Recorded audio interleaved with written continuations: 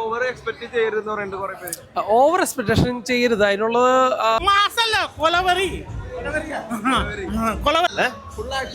ഫുള്ളും അതിൽ കൂടുതൽ ആക്ഷൻ. ഓണം കുഴപ്പമില്ല, ഇപ്രാവശ്യം ഓണം തൂക്കും. അത് ഒരു അടിപൊളിയായിട്ടുണ്ട്. ഇപ്പൊ കബാലിയൊന്നും പോലല്ല, ഇത് വേറെ മൂഡ്. ഇത് പഴയ കൂലി ആ ഇതുണ്ട്, പക്ഷെ രജനികാന്ത് ഇതാക്കി. പിന്നെ സാബിൻ ഷായർ ഗുണ്ടായിട്ട് ഇപ്രാവശ്യം കുഴപ്പമില്ല. അതുകാട്ടി ഡിഫറെന്റ്. ആ ഒന്നിനൊന്നും മെച്ചം. ഇപ്രാവശ്യം ഇത് കയറും.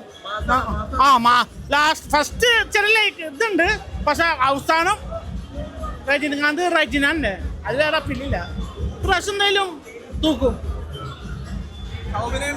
സാബൻ പൊളിച്ചിട്ടുണ്ട്. സാബൻ അതിലത്തെ മേവില്ല. സാബൻ ഒരു വെറൈറ്റി ഗെറ്റപ്പ്. ഇപ്പൊ നമ്മളെ വിനായകൻ കഴിഞ്ഞിട്ട് ഇപ്പൊ സാഹിബിനാവും.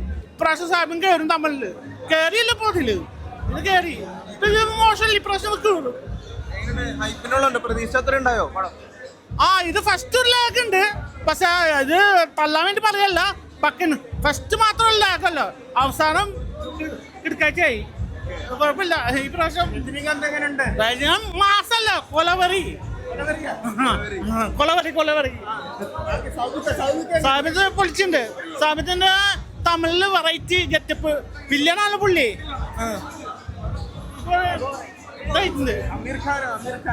അമീർ ഖാൻ ലാസ്റ്റ് കുറച്ച് സീനല്ലോ, ലാസ്റ്റ് ഓവറല്ലോ. പക്ഷെ മെയിൻ രജനികാന്ത്, സാബി, പിന്നെ ബാബുരാജ്.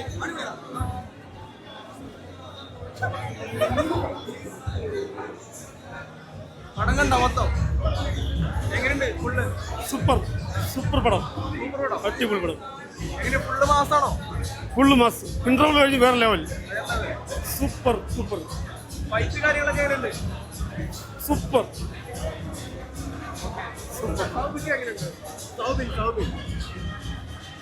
എത്ര സ്റ്റാർ കൊടുക്കാം? 10 എത്ര സ്റ്റാർ കൊടുക്കാം? മാസ് സൗബിൻ, രജനി, പിന്നെ ക്ലൈമാക്സ് അമീർ ഖാൻ. സൂപ്പർ. ഒരുപാട് ലാംഗ്വേജിലുള്ള സൂപ്പർ സ്റ്റാർസ് ഇതിനകത്തുണ്ട്. സ്റ്റാർ കാസ്റ്റിംഗ് പറയുമ്പോൾ ഒരു സ്റ്റാർ കാസ്റ്റ് വരുമ്പോൾ അമീർ ഖാനൊക്കെ വരുമ്പോൾ കന്നഡ ആക്ടേഴ്സ് എക്സലന്റ് കാസ്റ്റിംഗ്. വളരെ നല്ല ട്വിസ്റ്റായിരുന്നു ക്ലൈമാക്സ് എൻഡില്. അതില്ലാതെ ഡയറക്ടർ ലോകേഷ് ഒരു കാര്യം പറഞ്ഞിരുന്നു, അത് സത്യം തന്നെയാണ്. ഇന്റർവൽ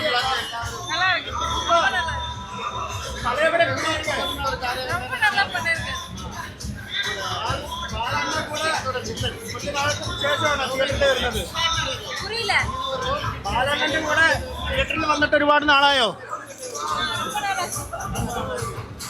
ഫസ്റ്റ് ഷോ பார்த்த ஒரு ஃபீல் எப்படி இருக்கு?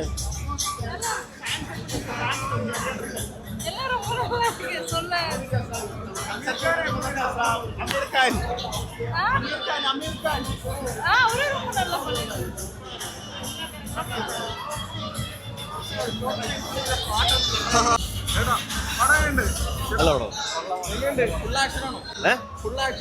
ഫുള്ളും അതിൽ കൂടുതൽ ആക്ഷൻ.